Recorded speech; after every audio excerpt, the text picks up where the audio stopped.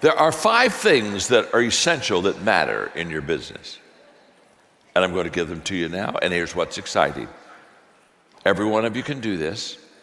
Some of them you're already doing, but it will improve your life. Number 1, and they're not in order of priority. Number 1's not more important than number 3, but there are the 5 essentials of your business. And number 1 is personal growth. Your ability to develop yourself, for you to grow yourself, is absolutely essential. And the reason that it's important is because your business cannot get any bigger than you are. So when people say, well, how do I grow my business? I said, well, you grow your people. You cannot give what you do not have. But the moment that you personally grow yourself, you expand your potential for learning and for applying and helping others. So it all begins with you. So the first investment you ought to make in you is you, and that's not selfish at all. You make that investment in you, in personal growth and development, because if you get bigger, you can build a bigger team. You can build a better team. When you get better, your people get better. People do what people see. That's a fact. You see, my life was changed when I was in my middle 20s, and I had a mentor. We were having breakfast, and he asked me if I had a personal growth plan, and I did not. And he said to me, John, growth is not automatic. What he told me that day is, you don't automatically get better. You just automatically get older. Wow. How true that is. This is life-changing. And so I said, well, then I've got to find a personal plan for growth in my life. I've got to learn. I've got to grow myself. How am I going to do that? And for the next 6 months, I had asked my friends, do you have a personal growth plan? I had no friends that had a personal growth plan. And then I realized people go through life thinking that they will automatically get better if they just go to work every day. One of the things I'm passionate about teaching is how to live an intentional life. Because everything worthwhile in your life is uphill. Everything. Your dreams, they're all uphill. The hopes you've got, they're all up. Everything worthwhile, it's all uphill. It's all uphill. I shared with you that Margaret and I we've been married for 54 years. That's uphill. That's uphill. You don't coast to greatness. You never hear a successful person being interviewed and they ask him, how did you get to the top of the mountain? And you don't see that person say, oh my gosh. Ooh. Wow. I have no idea.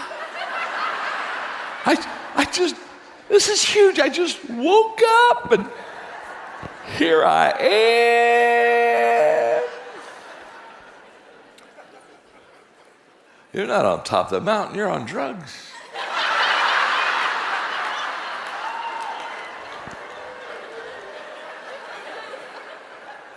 You only got here to the top intentionally. It's not an accident.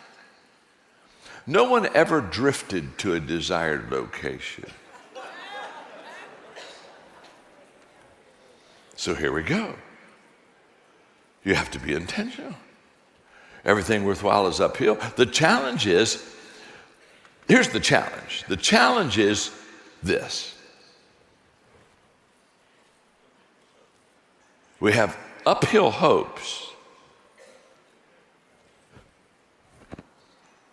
but we have downhill habits. You cannot go uphill with downhill habits.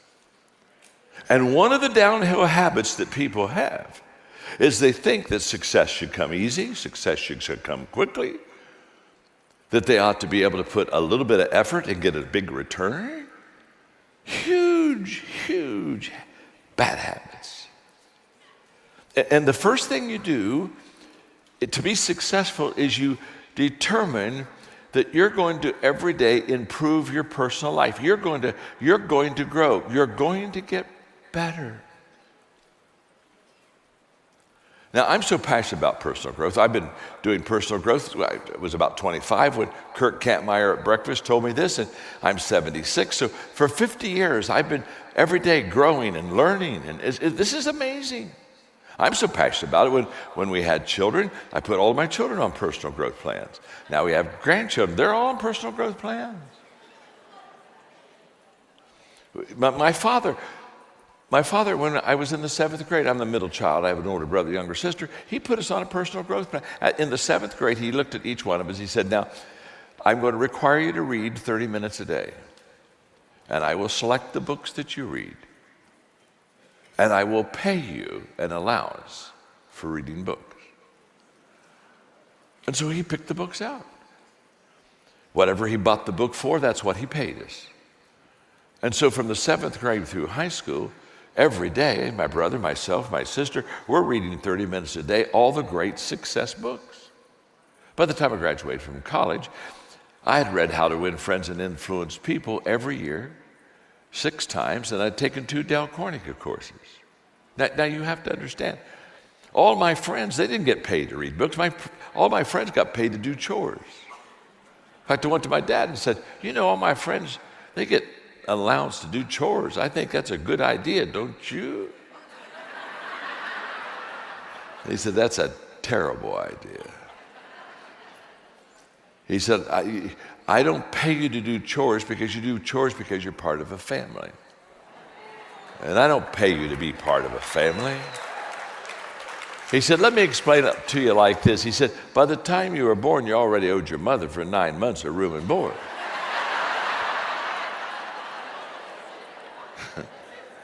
So he said, shut up and take out the garbage. And then he said, why would I pay you to take out the garbage unless I wanted you to grow up to be a garbage man? I put my money where my values are.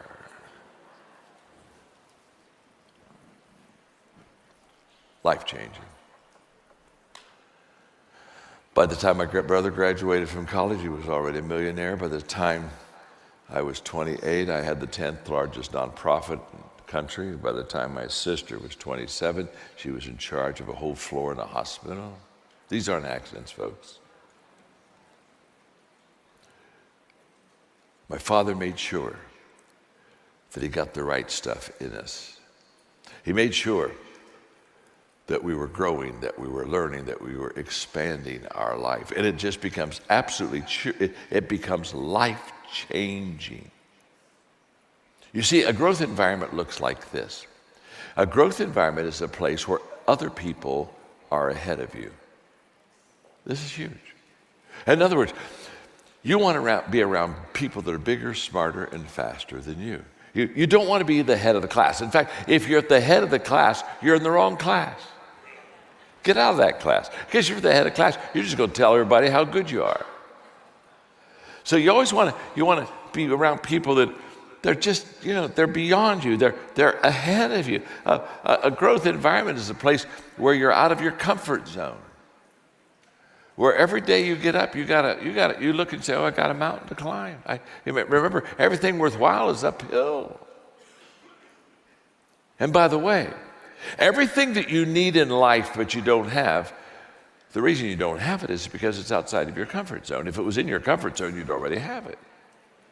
So you got to jump the fence. You got to do something you've never done before. You've got to go somewhere where you've never gone before. Wow, this is huge. I heard Earl Nightingale, I was still in my 20s, and he said that if you would spend 1 hour a day, every day on the same subject in 5 years, you'd be an expert on the subject. I thought, man, I'd like to be an expert in leadership.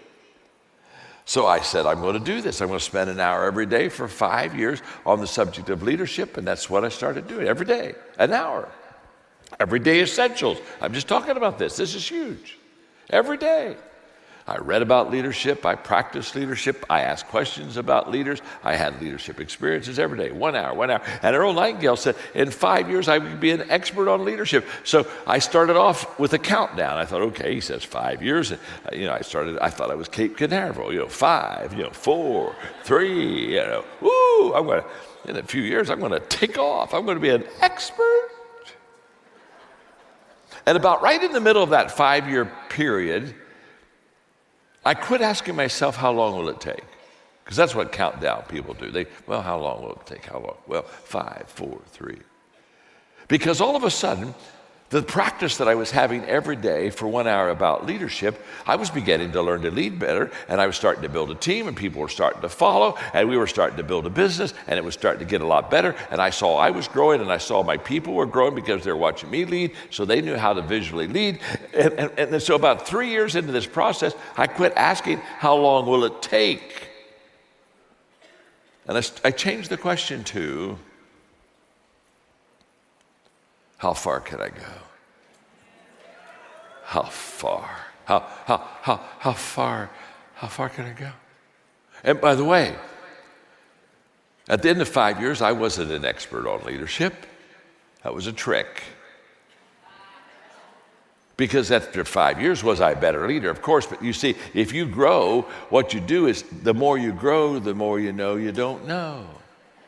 And the more you know you don't know, the more you know you need to grow, because you don't know all you need to know. So you say, I know I need to know all I got to know, so I've got to grow so I know more. So the more you know, the more you always know you don't know. The only people that are experts are people that think they've arrived. This is huge. And I'm still growing. I'm 76. I'm still learning. I'm still growing. I'm still writing new lessons. I'm still doing new teachings. I'm still going and learning in new places. This is huge. Now, I want to promise you, you need to constantly, continually, passionately, every day, grow and improve your life. It's just fantastic. I've got several books to write because I keep writing. I'm writing 3 books right now. But one of the books I want to write that's in my line, it's in the queue, it's going to be called "Is There a Finish Line?" It's a huge question.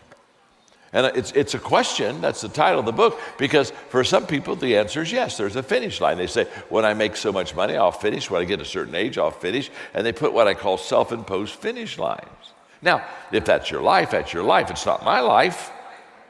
But if that's your life, that's your life. I just want you to know that when you have a self-imposed finish line and you crossed it, you're finished. My name is John. I'm your friend. What part of this do you not understand? I know a whole bunch of people, they're already dead, they just haven't made it official yet.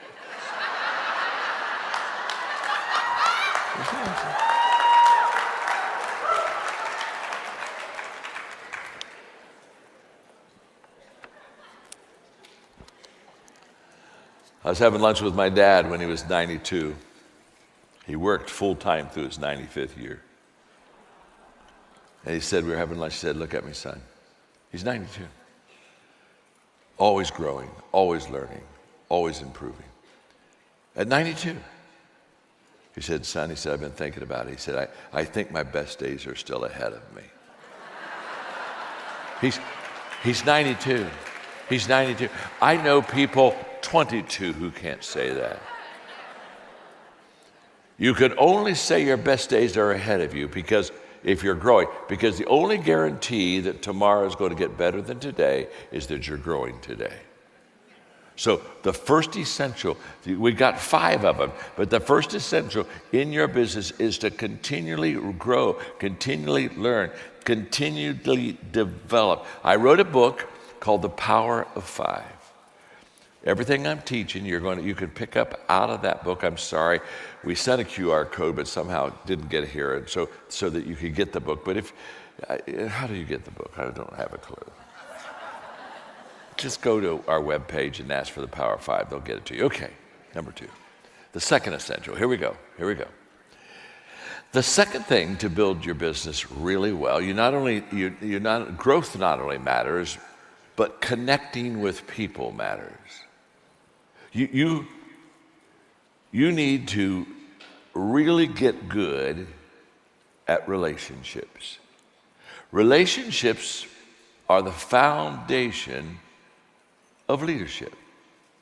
In my 21 irrefutable laws of leadership, I talk about the law of connection. Leaders touch a heart before they ask for a hand. I talk about the law of buy-in. People buy into the leader before they buy into the vision. So what you need to do in your business is always make sure that you're connecting with your people, that there's a great power in proximity. Relationships are so essential, as you know, in this business. So, how do I do that? There are many simple things that I teach in this area of connecting. The first thing I would just say to you very quickly is the fact that you've got to ask yourself, am I a plus in people's life or am I a minus? Okay? If you're a plus in people's lives, it means you add value to people. If you're a minus in people's lives, it means you suck life out of people.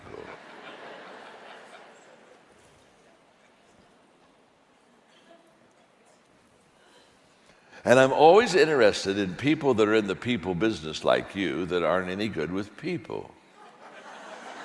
It always confuses me. I meet people and they tell me they're in the people business and I look at them and I say, dear God, you have got to be kidding.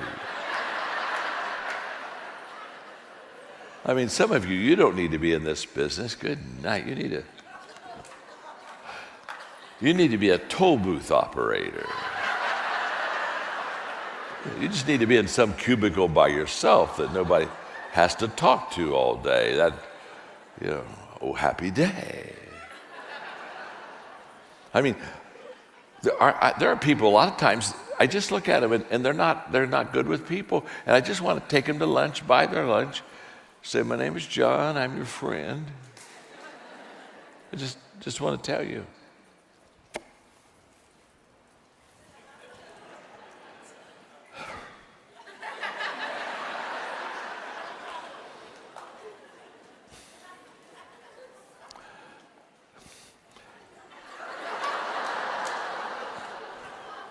People don't like you.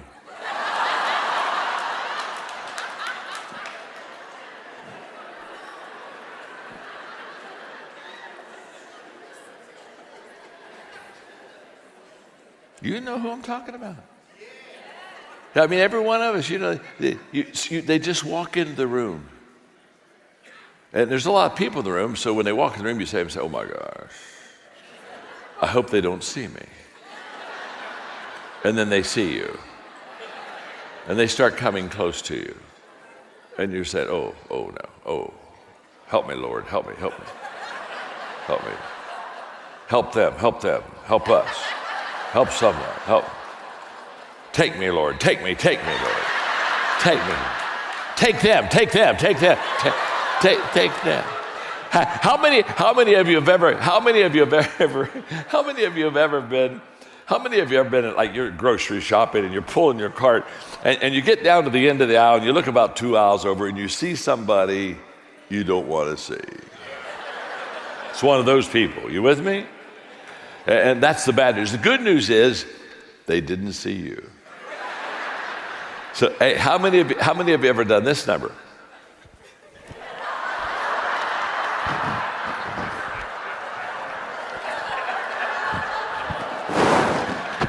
How many of you ever hidden from somebody? Come on, talk to me. Come on, talk to me right now. Sure you have. How many of you are hiding from somebody right now? You just, huh?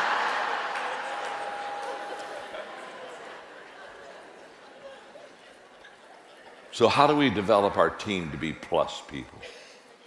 It's very simple. There are 5 things I do every day. 5 things to add value to people. They're so simple. You can practice them. It doesn't take long. And it will make you a Pied Piper of people. Every day. Number 1, I value people. I just value people. You say, now who do you value? I value everyone. You say, wow, everyone? Yeah. Now, I'm a person of faith. I'm not trying to put that on you, but The reason I value everyone, I had a person the other day say, well, you don't even know me. How can you value me? I said, it's very simple. God created you. If God created you, it's not complicated. He values you, I value. So every day I value people. Number two, every day I think of ways to add value to people. You see, I knew I was going to talk to you this morning, so I jumped on the plane in New Orleans, and I pulled out my iPad, and I began to think of what I wanted to teach you and what I could say here. I'm thinking ahead of the people I'm going to meet, saying, how do I add value to them? So every day I value people. Every day I think of ways to add value to people. Number three, every day I look for ways. I look for ways to add value to people. And here's what's beautiful. If ahead of time you think of ways to add value to people, you'll see ways to add value to people. Every day, number four, I do things. Every day I do things that add value to people. I make sure that I do things that add value to people. And number five, every day I encourage other people to add value to people. I do that every day. I value people, think of ways, look for ways, do things, encourage other people to add value to people. I do that every day. It's so simple. It is so incredibly life-changing. Practice it. You can do it. It's every day.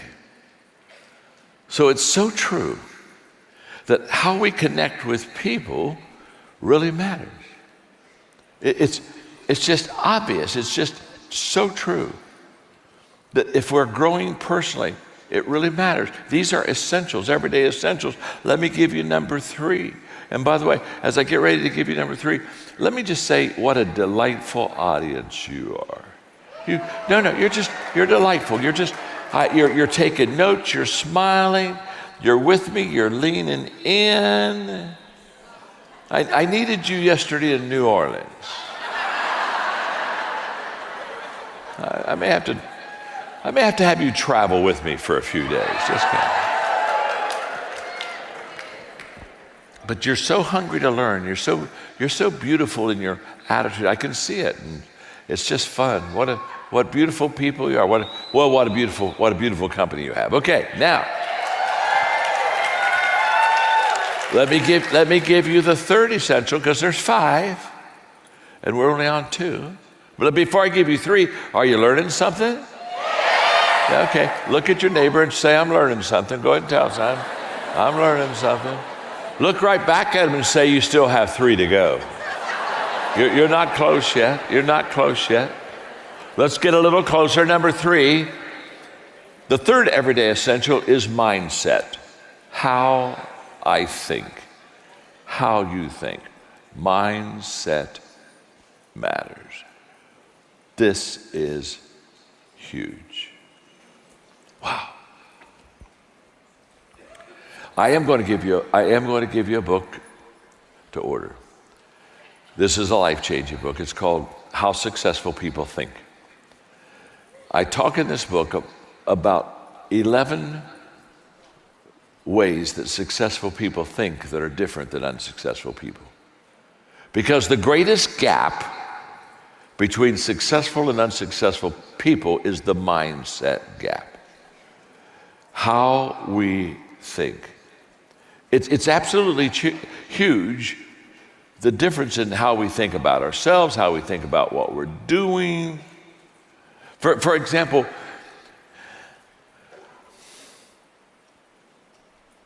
you don't have to believe in me for me to be successful, but I have to believe in me. And you have to believe that I believe in me. So I know a lot of people that family maybe don't believe in them, or friends say, oh, that'll never work, you won't make it. I mean, how many of you had people, as you got into the business, they said, oh, this isn't going to work? I mean, how many of you know what I'm talking about? Of course you know what I'm talking. But you can be successful without other people believing in you, but you can't be successful without you believing in you. And so this, thank you for that. Well, it's all right. Don't press it. Don't press it. It's all right. Don't press it. I'll say something maybe better, and 5 or 6 will clap next time. And let me just say this. It's important for you to choose to believe in yourself And it's important for you to choose to believe in your purpose. You've got to have personal belief in you, and you have to have purpose belief in what you do. And you have to put them together. And if you don't put them together, it won't give you the return you want. For example, if I have low personal belief, I don't believe in me, and I have low purpose belief, I don't believe in what I'm doing, I won't even get started, okay? Now, if I have high personal belief in me, but I have low purpose belief, in other words, I really believe in me, but I really don't believe in what I'm doing, I won't continue, I'll quit. People that quit, what happens is that they have low purpose belief. Now, if I have low personal belief, but I have high purpose belief, what will happen is I'll do the business, but I won't be great in the business because I don't believe in myself enough, so I'll never reach my dream. But when I have high personal belief and high purpose belief, and I put them together, then all of a sudden, everything changes. So, there's so much. I could talk to you for all day about mindset, how we think. But one of the things when I teach is I talk to people about their attitude, their mindset about failure.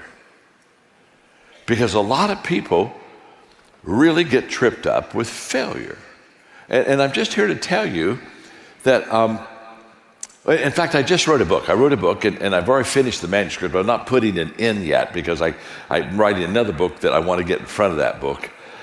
I'm so sorry. It happens to me all the time. In fact, I was talking to God the other day. I've got 13 more books to write, and I'm 76. I said, you have got to let me live a long time.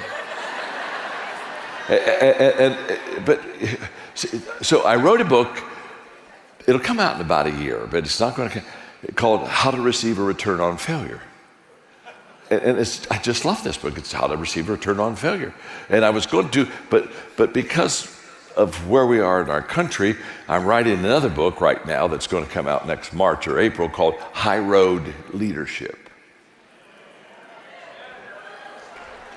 with a subtitle, Bringing People Together in a World That Divides.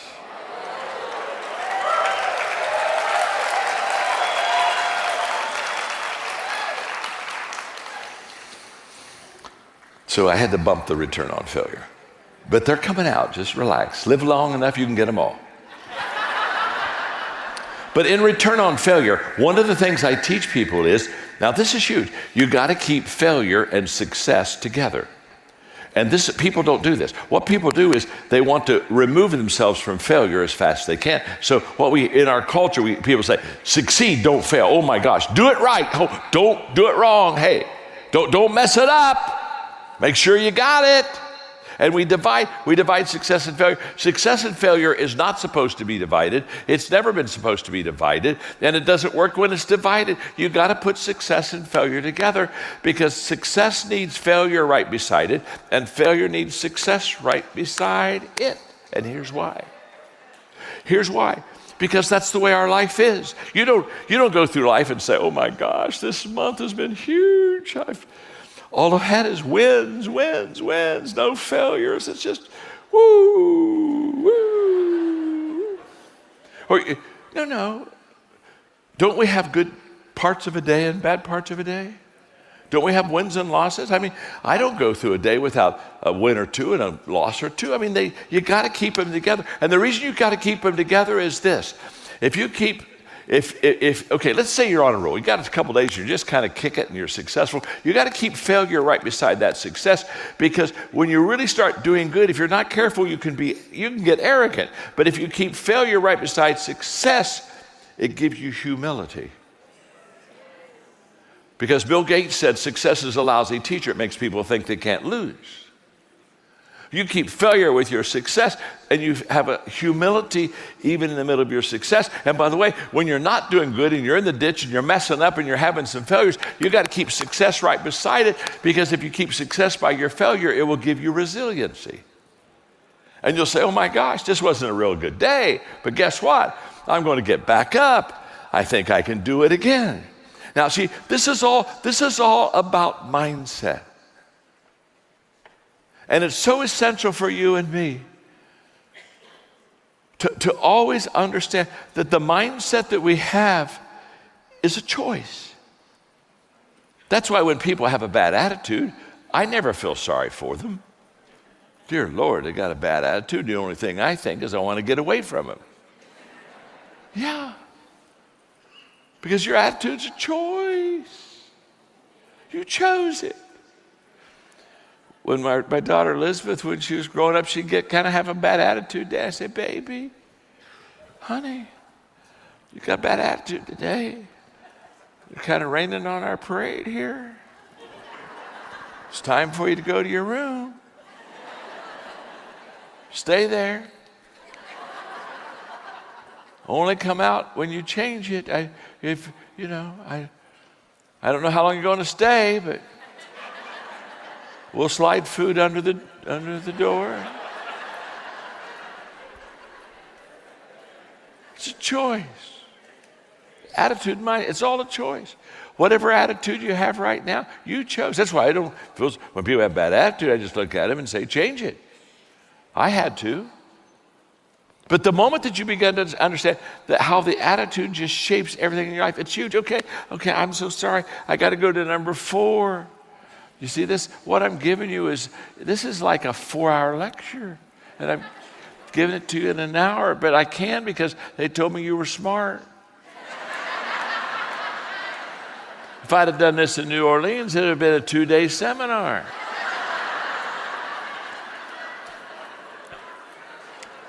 The fourth, you are good. You're a good crowd. I am taking you with me. Get ready to travel next week. Okay, here we go.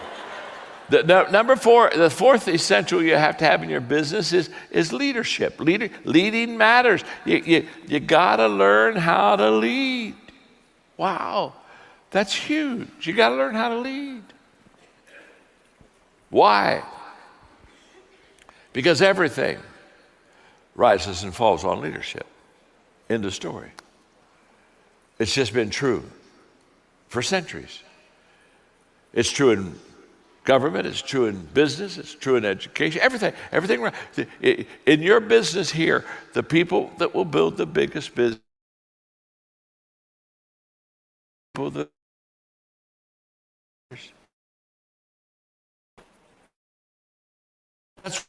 that's why and what caused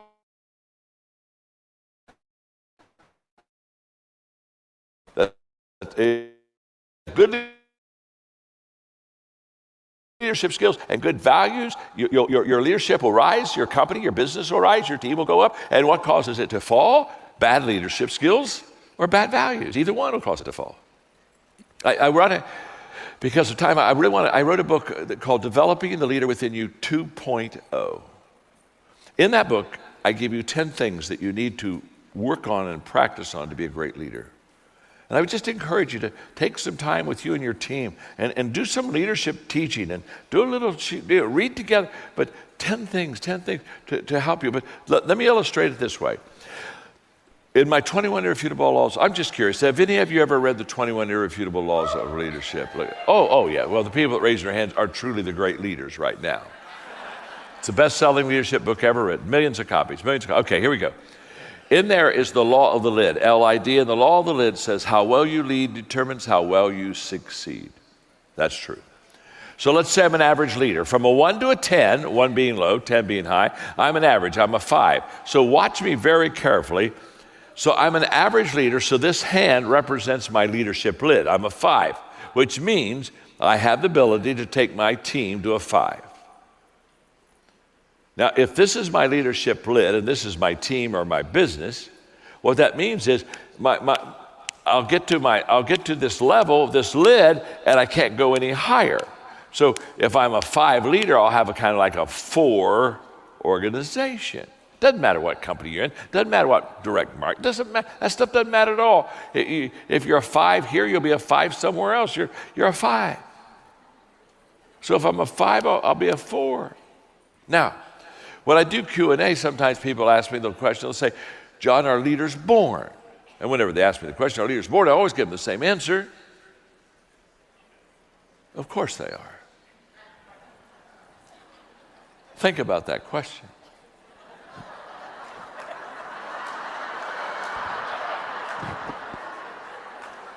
Are leaders born? I think so. I've never met an unborn leader. Don't particularly want to. Thank you very much. Now, what they're asking, they're not asking are leaders born. They're asking when people are born, are some of them people, they got it, and if they got it, they go to the front of the line, and if they don't got it, they go to the back of the line. That's what they're asking. Now, here's what's incredible. You can learn to lead. You can improve your leadership. You can improve your leadership. I know that. We have the largest leadership training company in the world. We've trained 6 million leaders in every country of the world. I got this down. So if you're a 5 as a leader, but you start to grow as a leader, you can take your lid from a 5 to a 6 to a 7. Maybe you can get it up in a couple years to an 8. Now, the moment you lift the lid of your leadership in your life, what do you do for your team? What do you do for your business? They just go from a 4 to a 5 to a 6. You see, you lift your lid to build your business. The better you lead, the more that you can get accomplished. Oh, you got it. You're so smart. I got to give you number 5. The reason I've got to give you number 5 is my time's up.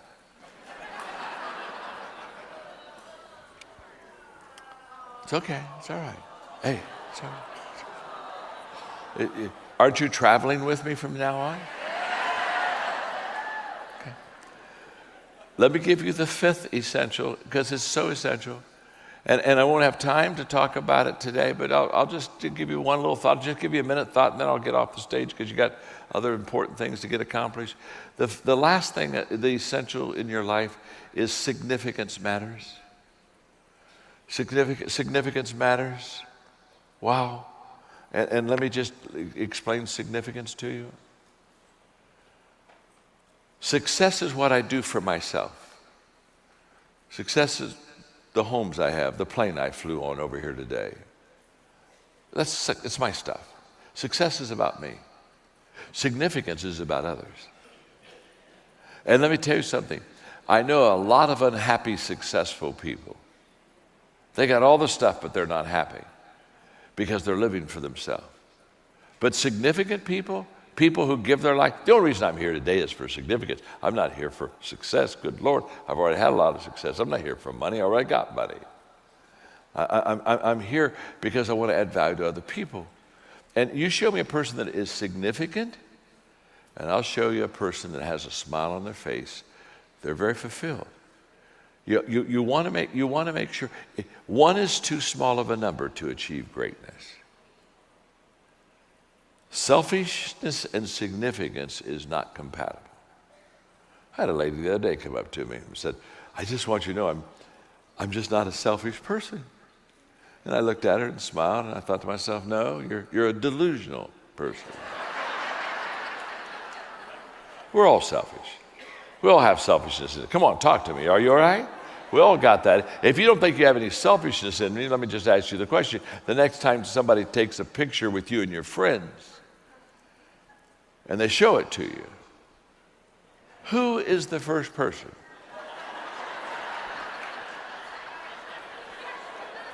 That you look for? And if you look good, you say, oh my gosh, great picture. Hey, send that to me. Ooh,